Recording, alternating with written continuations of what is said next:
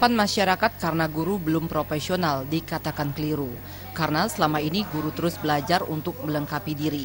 Terlebih lagi, pemerintah membuat kebijakan mengasah kemampuan guru melalui uji kompetensi guru yang akan berlangsung tanggal 9 November mendatang. Hal yang menjadi poin dari kompetensi guru adalah kemampuan pedagogik dan profesional harus terus diasah agar mampu memudahkan peserta didik dalam menyerap pelajaran di sekolah.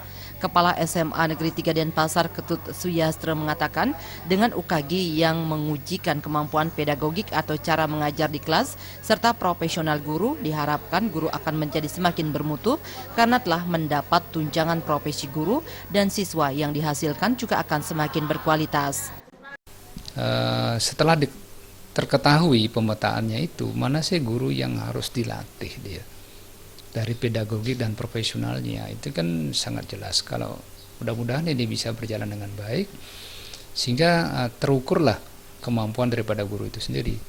Jangan dikira dengan hanya mendapatkan tunjangan ini guru tidak belajar ya, mereka belajar terus ya. Dan harapannya nanti setiap tahun itu akan terus ada uji kompetensi guru sehingga guru akan semakin meningkat karena logika berpikirnya guru itu harus bermutu. Kalau kita ingin menuntut siswanya bermutu ya. UKG yang dilaksanakan 9 November mendatang akan mempertajam kemampuan atau kompetensi dasar guru, utamanya pedagogik dan profesional. Melalui UKG juga kedepannya memberi dampak positif terhadap guru, yakni lebih ditingkatkan dalam hal peningkatan gaji, tunjangan, dan insentif guru. Jaya dan Artaya, Bali TV.